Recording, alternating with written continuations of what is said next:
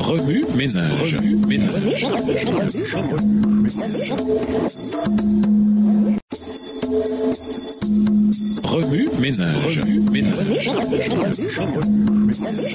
Bienvenue à votre émission Remue ménage. Voir la leçon de jeudi, s'impliquer. Un mot de superstition insensé. Si une fin excessive a excusé David d'avoir transgressé même la sainteté du sanctuaire et a rendu son acte innocent, combien plus excusable était l'acte simple des disciples de cueillir du grain et de le manger le jour du sabbat. Le travail effectué dans le temple le jour du sabbat était en harmonie avec la loi. Cependant, le même travail, s'il était employé dans les affaires ordinaires, constituerait une transgression de la loi. L'acte consistant à cueillir et à manger le grain pour entretenir la force corporelle à utiliser au service de Dieu était juste et licite. Jésus couronna alors son argumentation en se déclarant le Seigneur du sabbat, celui qui est au-dessus de toute question et de toute loi. Ce juge infini acquitta les disciples en faisant appel aux lois mêmes qu'ils étaient accusés d'avoir transgressées. Ayant été élevé au milieu de ce peuple si marqué par le fanatisme et les préjugés, Jésus savait pertinemment qu'en guérissant quelqu'un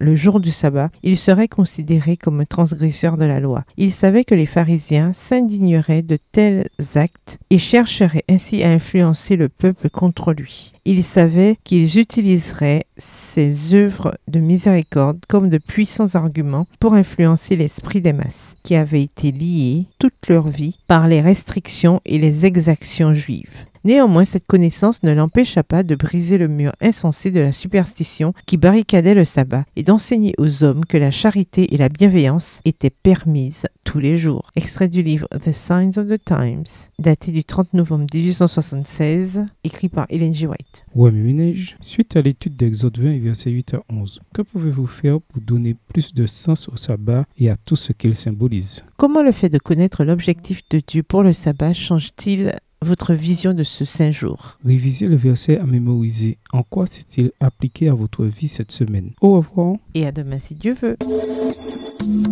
Remue ménage. Remue ménage.